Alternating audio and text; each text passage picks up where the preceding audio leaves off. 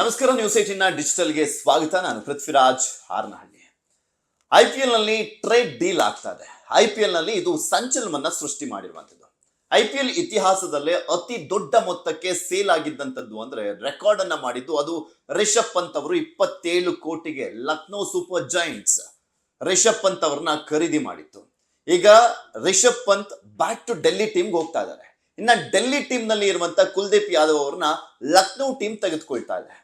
ಆದ್ರೆ ಯಾಕೆ, ಎಷ್ಟು ಮೊತ್ತಕ್ಕೆ ಇವರು ಹೋಗ್ತಾ ಇದ್ದಾರೆ? ಮತ್ತೊಂದ್ ಕಡೆ ತುಂಬಾ ಕುತೂಹಲ ಕೆಡೆ ಮಾಡಿಕೊಟ್ಟಿರುವಂತ ಡೀಲ್ ಅಂದ್ರೆ ಅದು ಹಾರ್ದಿಕ್ ಪಾಂಡ್ಯ ವಿಚಾರಕ್ಕೆ ಸಂಬಂಧಪಟ್ಟಂತೆ. ಹಾರ್ದಿಕ್ ಪಾಂಡ್ಯ ಯಾವ ರೀತಿಯಾಗಿ ಮುಂಬೈ ಟೀಮ್ ಜೊತೆ, ಮ್ಯಾನೇಜ್ಮೆಂಟ್ ಜೊತೆ, ಅಲ್ಲಿರುವಂತ ಆಟಗಾರರ ಜೊತೆ ವೈಮನಸ್ಸನ್ನ ಹೊಂದಿದ್ದಾರೆ ಎಲ್ರಿಗೂ ಗೊತ್ತಿರುವಂತದ್ದೇ. ಅವರು ಮುಂಬೈ ಟೀಮ್ ಅನ್ನ ಬಿಡ್ಲಿದ್ದಾರೆ ಅಂತ ಹೇಳಲಾಗ್ತಾ ಇದೆ. ಹಾಗಾದ್ರೆ ಹಾರ್ದಿಕ್ ಪಾಂಡ್ಯ ಅವರನ್ನ ಯಾವ ಟೀಮ್ ಖರೀದಿ ಮಾಡ್ಲಿಕ್ಕೆ ಮುಂದಾಗ್ತಾ ಇದೆ, ಅದು ಯಾವ ರೀತಿಯಾದಂತ ಡೀಲ್ ಅನ್ನುವಂಥದ್ರ ಬಗ್ಗೆ ಕಂಪ್ಲೀಟ್ ಆಗಿ ನೋಡ್ತಾ ಹೋಗೋಣ. ಆಕ್ಚುಲಿ ಐಪಿಎಲ್ ನಲ್ಲಿ ಈ ಟ್ರೇಡ್ ಡೀಲ್ ಇದೆಯಲ್ಲ, 2 ಟೈಪ್ಸ್ ಆಫ್ ಟ್ರೇಡ್ ಇರುವಂತದ್ದು.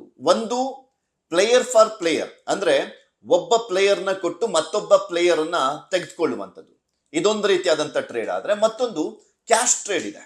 ಅಂದ್ರೆ ಒಬ್ಬ ತಂಡದ ಆಟಗಾರನ ಕೊಂಡ್ಕೊಳ್ಳುವಂತ ನಿಟ್ಟಿನಲ್ಲಿ ಇನ್ನೊಬ್ರು ಅವ್ರ ಆಟಗಾರನೇ ಕೊಡ್ಬೇಕು ಅಂತೇನಿಲ್ಲ, ಒಂದು ದುಡ್ಡನ್ನ ಕೊಟ್ರೆ ಆ ಒಬ್ಬ ಆಟಗಾರನ ಖರೀದಿ ಮಾಡ್ಬೋದು. ಈ ರೀತಿಯಾಗಿ 2 ಟೈಪ್ಸ್ ಆಫ್ ಟ್ರೇಡ್ ಇರುವಂತದ್ದು ಐಪಿಎಲ್ ನಲ್ಲಿ. ಈಗ ಪ್ಲೇಯರ್ ಫಾರ್ ಪ್ಲೇಯರ್ ಈ ರೀತಿಯಾಗಿ ಟ್ರೇಡ್ ಆಗಿದೆ. ಇದು ಒಂದು ಮಹಾ ಟ್ರೇಡ್ ಅಂತ ಹೇಳಿದ್ರು ಕೂಡ ತಪ್ಪಾಗ್ಲಿಕ್ಕಿಲ್ಲ. ರಿಷಬ್ ಪಂತ್ 2025ರಲ್ಲಿ 27 ಕೋಟಿಗೆ ಬಿಕ್ರಿ ಆಗಿದ್ದು ಇದು ಐಪಿಎಲ್ ಇತಿಹಾಸದಲ್ಲೇ ಒಂದು ರೆಕಾರ್ಡ್ ಆಗಿತ್ತು.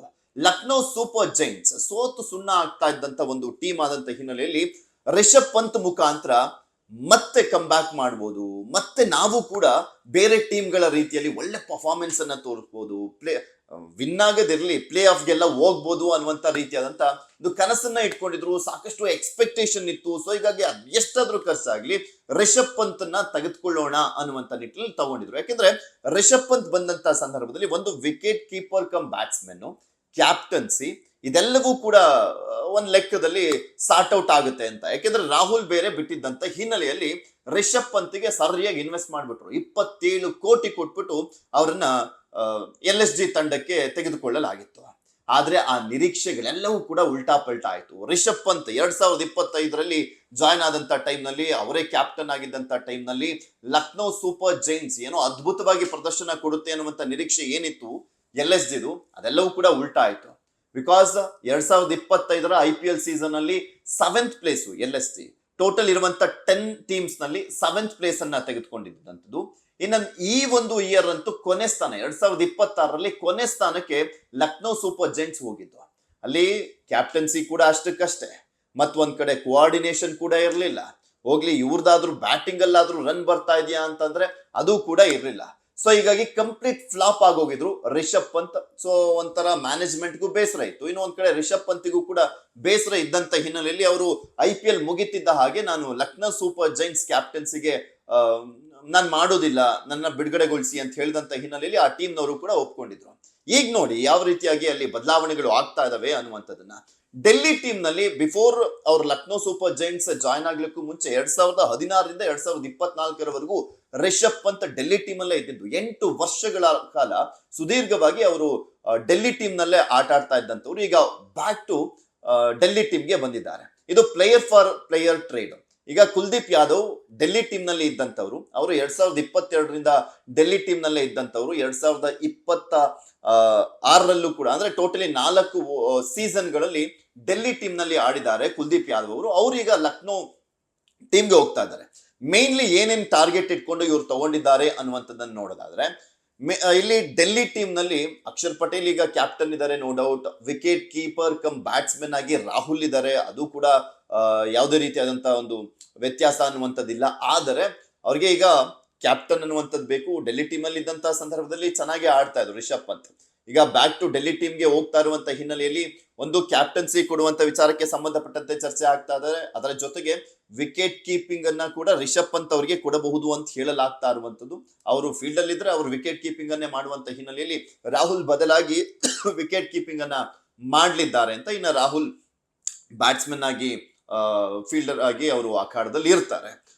ಸೊ ಡೆಲ್ಲಿ ಟೀಮ್ಗೆ ಒಂದು ಬಲ ಬಂದಂತಾನೆ ಆಗ್ತಾ ಇದೆ. ಆದ್ರೆ 27 ಕೋಟಿಗೆ 2025ರಲ್ಲಿ ರೆಕಾರ್ಡ್ ಮಾಡಿದಂತ ರಿಷಬ್ ಪಂತ್ ಬ್ಯಾಕ್ ಟು ಡೆಲ್ಲಿಗೆ ಹೋಗುವಂತ ಸಂದರ್ಭದಲ್ಲಿ ಬರೀ 15 ಕೋಟಿಗೆ ಬಿಕ್ರಿ ಆಗಿರುವಂತದ್ದು. 12 ಕೋಟಿ ಲಾಸ್ ಆದಂತೆ ಆಗಿದೆ ರಿಷಬ್ ಪಂತ್ಗೆ. ಆದ್ರೆ ಅವರು ಡೆಸ್ಪರೇಟ್ ಆಗ್ಬಿಟ್ಟಿದ್ರು ಆ ಟೀಮ್ ನಲ್ಲಿ. ಈವನ್ ಆ ಟೀಮ್ ನವರು ಕೂಡ ಅಷ್ಟೇ, ರಿಷಬ್ ಪಂತ್ ಪರ್ಫಾರ್ಮೆನ್ಸ್ ಇಲ್ದಲೇ ಇರುವಂತ ಹಿನ್ನೆಲೆಯಲ್ಲಿ ಅವರು ಕೂಡ ಬೇಸರಗೊಂಡಿದ್ರು. ಬಿಟ್ಟೋದ್ರೆ ಸಾಕಪ್ಪ ಅನ್ನುವಂತ ಲೆವೆಲ್ ಅಲ್ಲೇ ಇದ್ದಿದ್ದಂತ ಹಿನ್ನೆಲೆಯಲ್ಲಿ ಸೊ ಎಷ್ಟು ಕಮ್ಮಿಗಾದ್ರೂ ಪರವಾಗಿಲ್ಲ, ಬ್ಯಾಕ್ ಟು ನನ್ನ ಟೀಮ್ಗೆ ಹೋದ್ರೆ ಸಾಕು ಅನ್ನುವಂತ ರೀತಿಯಲ್ಲಿ ರಿಷಬ್ ಪಂತ್ ಹೋಗಿದ್ದಾಗಿದೆ. ಇನ್ನ ಕುಲ್ದೀಪ್ ಯಾದವ್ ಮೇನ್ಲಿ ಲಕ್ನೋನವರು ತೆಗೆದುಕೊಳ್ಳೋದಕ್ಕೆ ಮೇನ್ ರೀಸನ್ಸ್ ಏನಪ್ಪಾ ಅಂದ್ರೆ, ಅಲ್ಲಿ ಮಿಡ್ಲ್ ಆರ್ಡರ್ ನಲ್ಲಿ ಬೌಲಿಂಗ್ ತುಂಬಾ ಇಂಪಾರ್ಟೆಂಟ್ ಬೇಕಾಗಿರುವಂತದ್ದು ಲಕ್ನೋಗೆ. ಸೊ ಹೀಗಾಗಿ ಅವರು 13.5 ಕೋಟಿ ಕೊಟ್ಟು ಕುಲ್ದೀಪ್ ಯಾದವ್ ಅವ್ರನ್ನ ಕೊಂಡ್ಕೊಂಡಿದ್ದಾರೆ. 2026ರಲ್ಲಿ ಪರ್ಫಾರ್ಮೆನ್ಸ್ ಅಷ್ಟಕ್ಕಷ್ಟೇ ಕುಲ್ದೀಪ್ ಯಾದವ್ದು. ಯಾಕಂದ್ರೆ 10 ಮ್ಯಾಚ್ ಅಲ್ಲಿ ಅವರು ತಗೊಂಡಿರುವಂತದ್ದೇ ಒಂದು 8 ವಿಕೆಟ್ ಅನ್ನ ತಗೊಂಡಿದ್ದಾರೆ. ಆ ರೀತಿಯಾದಂತ ಒಂದು ಪರ್ಫಾರ್ಮೆನ್ಸ್ ಕೂಡ ಬಂದಿರಲಿಲ್ಲ ಕುಲ್ದೀಪ್ ಯಾದವ್ಗಿಂದ. But Lucknow Super Giants okay, ನಮಗೆ ಕುಲ್ದೀಪ್ ಯಾದವ್ ಕೊಡಿ ಅಂತ ಹೇಳಿ ತಗೊಂಡಿದ್ದಾರೆ.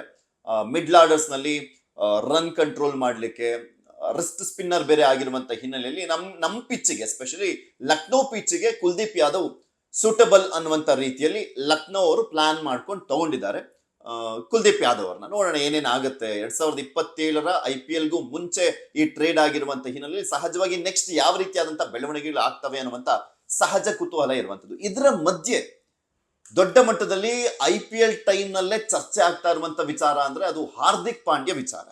ಹಾರ್ದಿಕ್ ಪಾಂಡ್ಯ ಮುಂಬೈಯನ್ನ ಬಿಡ್ಲಿದ್ದಾರೆ, ಮುಂಬೈ ಟೀಮ್ ಅನ್ನ ತೊರೆಯಲಿದ್ದಾರೆ ಅನ್ನುವಂತ ಚರ್ಚೆಗಳೆಲ್ಲವೂ ಕೂಡ ಆಗ್ತಾ ಇತ್ತು. ಯಾಕಂದ್ರೆ IPL ನಡೆಯುವಂತ ಸಂದರ್ಭದಲ್ಲಿ ಇಂಜುರಿಯ ಕಾರಣಕ್ಕೆ ಅವ್ರು ಕೆಲವೊಂದು ಮ್ಯಾಚ್ಗಳಲ್ಲಿ ತಪ್ಪಿಸ್ಕೊಂಡಂತ ಟೈಮ್ ನಲ್ಲಿ ಮೇನ್ಲಿ ಮುಂಬೈ ಜೊತೆ ಏನು ಹಂಚ್ಕೊಂಡಿದ್ದಂತ ವಿಡಿಯೋಗಳೆಲ್ಲವೂ ಕೂಡ ಡಿಲೀಟ್ ಆಗ್ಬಿಟ್ಟಿದಾವೆ ಅನ್ನುವಂಥದ್ರ ಬಗ್ಗೆ ಚರ್ಚೆ ಆಗ್ತಾ ಇದೆ. ಮುಂಬೈ ಟೀಮ್ ನ ಜೊತೆಗೆ, ಮುಂಬೈ ಮ್ಯಾನೇಜ್ಮೆಂಟ್ ನ ಜೊತೆಗೆ ಅವರ ಅಸಮಾಧಾನ ಇದೆ ಅಂತೆಲ್ಲವೂ ಕೂಡ ಹೇಳಲಾಗ್ತಾ ಇತ್ತು. ಆಕ್ಚುಲಿ ಅದು ನಿಜ ಕೂಡ ಹೌದು.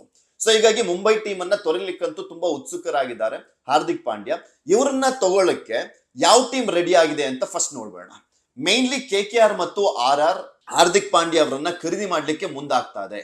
ಒಂದು RR ಪ್ಲೇಯರ್ ಫಾರ್ ಪ್ಲೇಯರ್ ಈ ಟ್ರೇಡ್ಗೆ ಒಂಥರ ಸ್ಕೆಚ್ ಅನ್ನ ಹಾಕಿದೆ ಅಂತ. Player for player, okay, Mumbai ಈಗ ಹಾರ್ದಿಕ್ ಪಾಂಡ್ಯ ಅವ್ರನ್ನ ಬಿಟ್ರೆ ಹಾಗಾದ್ರೆ ಯಾರು ರಾಜಸ್ಥಾನ್ ರಾಯಲ್ಸ್ ತಂಡದಿಂದ ಬರ್ತಾರೆ ಅನ್ನುವಂಥದ್ದು ಗಮನಿಸೋದಾದ್ರೆ ಮೇನ್ಲಿ ಯಶಸ್ವಿ ಜೈಸ್ವಾಲ್ ಅವರನ್ನ ಬಿಟ್ಕೊಡ್ಲಿಕ್ಕೆ RR ಮುಂದಾಗ್ತಾ ಇದೆ. ಆ ಒಂದು ಪ್ಲೇಸ್ ನಲ್ಲಿ ಹಾರ್ದಿಕ್ ಪಾಂಡ್ಯ ಅವರನ್ನ RR ಖರೀದಿ ಮಾಡ್ಲಿಕ್ಕೆ ಮುಂದಾಗ್ತಾ ಇದೆ. ಮುಂಬೈಗೆ ಯಶಸ್ವಿ ಜೈಸ್ವಾಲ್ ಅವರು ಹೋಗ್ಬೋದು ಈ ಟ್ರೇಡ್ ಡೀಲ್ ಅಲ್ಲಿ ಅಂತ ಹೇಳಲಾಗ್ತಾ ಇರುವಂತದ್ದು ಗೊತ್ತಿಲ್ಲ, ಬಟ್ ಏನಾಗ್ಬೋದು ಅಂತ. ಇನ್ನ KKR ಅವರು ಮೇನ್ಲಿ ಅಜಿಂಕ್ಯ ರಹಾನೆ ಪರ್ಫಾರ್ಮೆನ್ಸ್ ಅಷ್ಟಕ್ಕಷ್ಟೇ ಏಜ್ ಕೂಡ ಆಗಿರುವಂತ ಹಿನ್ನೆಲೆಯಲ್ಲಿ ಅವರನ್ನ ಆಲ್ಮೋಸ್ಟ್ ತಂಡದಿಂದಲೇ ಕೈ ಬಿಡುವಂತ ಸಾಧ್ಯತೆ ಇದೆ. ಈಗ ಸದ್ಯಕ್ಕೆ ಅವರು ಕ್ಯಾಪ್ಟನ್ ಆಗಿರುವಂತದ್ದು. ಅವ್ರನ್ನ ಬಿಟ್ಬಿಟ್ಟು ಹಾರ್ದಿಕ್ ಪಾಂಡ್ಯ ಅವರನ್ನ ಕ್ಯಾಶ್ ಡೀಲ್ ಮುಖಾಂತರ ತಗೊಳ್ಳುವಂತ ಸಾಧ್ಯತೆ ಇದೆ ಅಂತ ಹೇಳಲಾಗ್ತಾ ಇದೆ. ಕ್ಯಾಶ್ ಟ್ರೇಡ್ ಮುಖಾಂತರ ಹಾರ್ದಿಕ್ ಪಾಂಡ್ಯ ಅಲ್ಲಿ ಹೋದಂತ ಸಂದರ್ಭದಲ್ಲಿ ಮೇನ್ಲಿ ಅಲ್ಲಿ ಕ್ಯಾಪ್ಟನ್ ಆಗ್ಬೋದು, ಒಳ್ಳೆ ಆಲ್ರೌಂಡರ್ ಸಿಕ್ಕಂತನೂ ಕೂಡ ಆಗುತ್ತೆ. ಬ್ಯಾಟಿಂಗು ಬೌಲಿಂಗು ಅದರ ಜೊತೆ ಒಂದು ಅಗ್ರೆಸಿವ್ನೆಸ್ ಕೂಡ ಇದ್ದಂತಾಗುತ್ತೆ KKRಗೆ. ಸೊ ಹೀಗಾಗಿ KKR ಟೀಮ್ ಹಾರ್ದಿಕ್ ಪಾಂಡ್ಯ ಅವರ ನಿರೀಕ್ಷೆಯಲ್ಲಿದೆ ಅಂತ ಹೇಳಲಾಗ್ತದೆ. ಇನ್ನು RR ಟೀಮ್ ಅಲ್ಲೂ ಕೂಡ ಸೇಮ್. ರಿಯಾನ್ ಪರಾಗ್ ಏನಿದ್ದಾರೆ ಅವ್ರ ಕ್ಯಾಪ್ಟನ್ ಆಗಿ ಒಳ್ಳೆ ಪರ್ಫಾರ್ಮೆನ್ಸ್ ಅನ್ನೋದಕ್ಕಿಂತ ಅವ್ರ ಟೀಮ್ ಅಲ್ಲಿ ಸ್ಟಾರ್ಟಿಂಗ್ ಯಶಸ್ವಿ ಜೈಸ್ವಾಲ್, ಎಸ್ಪೆಷಲಿ ವೈಭವ್ ಸೂರ್ಯವಂಶಿ ಎಲ್ಲ ಅದ್ಭುತವಾಗಿ ಆಡದಂತ ಹಿನ್ನೆಲೆಯಲ್ಲಿ ಗೆದ್ಕೊಂಡು ಬಂದ್ರು, ಇಲ್ಲ ಅಂತಲ್ಲ. ಆದ್ರೆ ಅವರ ಬ್ಯಾಟ್ ಇಂದ ಬಂದಿದ್ದು ರನ್ಗಳು ಅಷ್ಟಕ್ಕಷ್ಟೇ, ಅವ್ರು ತೋರಿಸಿದಂತ ಒಂದು ಚಾಣಾಕ್ಷತನೂ ಕೂಡ ಅಷ್ಟಕ್ಕಷ್ಟೇ. ಸೊ ಹೀಗಾಗಿ ಹಾರ್ದಿಕ್ ಪಾಂಡ್ಯ ಅವ್ರನ್ನ ಟೀಮಿಗೆ ತಗೊಂಡು ಒಂದು ಬ್ಯಾಟಿಂಗ್ ಆಲ್ರೌಂಡರ್, ಬೌಲಿಂಗು ಅದರ ಜೊತೆಗೆ ಕ್ಯಾಪ್ಟನ್ಸಿಯನ್ನ ಕೊಡ್ಲಿಕ್ಕೆ RR ಮುಂದಾಗಿದೆ ಅಂತ ಹೇಳಲಾಗ್ತದೆ. ಯಾಕಂದ್ರೆ RR IPL ಟೈಟ್ಲ್ ಅನ್ನ ಗೆಲ್ಬೇಕು ಅನ್ನುವಂತ ನಿಟ್ಟಿನಲ್ಲಿ ಸಾಕಷ್ಟು ವರ್ಷಗಳಿಂದ ಸಾಕಷ್ಟು ಪ್ರಯತ್ನಗಳನ್ನ ಆಗ್ತಾ ಇದೆ. ಯುವ ತಂಡವನ್ನ ಕಟ್ಕೊಂಡು ಬರ್ತಾನೆ ಇದೆ, ಒಳ್ಳೆ ಪರ್ಫಾರ್ಮೆನ್ಸ್ ಅನ್ನ ತೋರಿಸ್ಕೊಂಡು ಬರ್ತಾ ಇದ್ದಾರೆ. ಅದಾದ ನಂತರ ಅಂದ್ರೆ ಪ್ಲೇ ಆಫ್ ಅಲ್ಲೂ ಕೂಡ ಒಳ್ಳೆ ಪ್ರದರ್ಶನ ಕೊಟ್ಟರು, ಫೈನಲ್ಗೆ ಹೋಗ್ಲಿಕ್ಕೆ ಆಗ್ತಾ ಇಲ್ಲ RR ಟೀಮ್ಗೆ. ಹಾರ್ದಿಕ್ ಪಾಂಡ್ಯ ಬಂದ್ರೆ ಒಂದು ದೊಡ್ಡ ಶಕ್ತಿ ಬಂದಂತಾಗುತ್ತೆ ಅನ್ನುವಂತ ಲೆಕ್ಕಾಚಾರದಲ್ಲಿ ಇದ್ದಾರೆ. ಕಾದ್ ನೋಡ್ಬೇಕು ಹಾರ್ದಿಕ್ ಪಾಂಡ್ಯ ಮುಂಬೈಯಲ್ಲೇ ಉಳ್ಕೊಂತಾರ ಅಥವಾ ಟ್ರೇಡ್ ಡೀಲ್ ಆಗಿ ಪ್ಲೇಯರ್ ಫಾರ್ ಪ್ಲೇಯರ್ ಡೀಲ್ ಆಗುತ್ತಾ ಅಥವಾ ಕ್ಯಾಶ್ ಟ್ರೇಡ್ ಆಗುತ್ತಾ ಅನ್ನುವಂಥದ್ದು ಸದ್ಯಕ್ಕಿರುವಂತ ಕುತೂಹಲ. ಸೊ ಹಾರ್ದಿಕ್ ಪಾಂಡ್ಯ ಮುಂಬೈ ತೊರೆದಿದ್ದೆ ಆದ್ರೆ ಮುಂಬೈ ತಂಡಕ್ಕೆ ಬರುವಂತವ್ರು ಯಾರು, ಮುಂಬೈ ಕ್ಯಾಪ್ಟನ್ ಆಗುವಂತವ್ರು ಯಾರು, ಇದೊಂದು ಕುತೂಹಲ ಇದೆ. ಯಾಕಂದ್ರೆ ಗುಜರಾತ್ ಟೀಮ್ ಇಂದ ಡೈರೆಕ್ಟ್ ಆಗಿ ಮುಂಬೈಗೆ ತಗೊಂಡಂತ ಸಂದರ್ಭದಲ್ಲಿ ದೊಡ್ಡ ಕ್ಯಾಪ್ಟನ್, ಬೆಸ್ಟ್ ಕ್ಯಾಪ್ಟನ್ ಆಗಿದ್ದಂಥವ್ರು, ಸಾಕಷ್ಟು ಟೈಟಲ್ಸ್ ಗಳನ್ನ ಮುಂಬೈ ಇಂಡಿಯನ್ಸ್ಗೆ ಗೆಲ್ಸ್ಕೊಟ್ಟಿದ್ದಂತ ರೋಹಿತ್ ಶರ್ಮಾ ಅವ್ರನ್ನ ಕೆಳಗಿಳಿಸ್ಬಿಟ್ಟು ಕ್ಯಾಪ್ಟನ್ಸಿಯಿಂದ ಸೀದಾ ಹಾರ್ದಿಕ್ ಪಾಂಡ್ಯ ಅವರಿಗೆ ಕೊಡ್ಲಾಗಿತ್ತು. ಅದು ಕೂಡ ಸಾಕಷ್ಟು ಟೀಕೆಗೆ ಗುರಿಯಾಗಿತ್ತು. ಈವನ್ ಹಾರ್ದಿಕ್ ಪಾಂಡ್ಯ ಒಂದು ನಡವಳಿಕೆನೂ ಕೂಡ ಅಲ್ಲಿ ಮುಂಬೈಗರಲ್ಲಿ ಸಾಕಷ್ಟು ಆಕ್ರೋಶವನ್ನ ತಂದಿತ್ತು. ಸೊ ಇದೆಲ್ಲವೂ ಕೂಡ ಇರಿಸು ಮುರುಸು ತರ್ತಾ ಇತ್ತು ಹಾರ್ದಿಕ್ ಪಾಂಡ್ಯಗೆ. ಸೊ ಹೀಗಾಗಿನೇ ಅವರು ಬದಲಾವಣೆಯನ್ನ ಬಯಸಿದ್ರು ಅಂತ ಹೇಳಲಾಗ್ತಾ ಇದೆ. ಬಟ್ ಕಾದ್ ನೋಡೋಣ ಏನಾಗುತ್ತೆ ಅನ್ನುವಂಥದ್ದನ್ನ.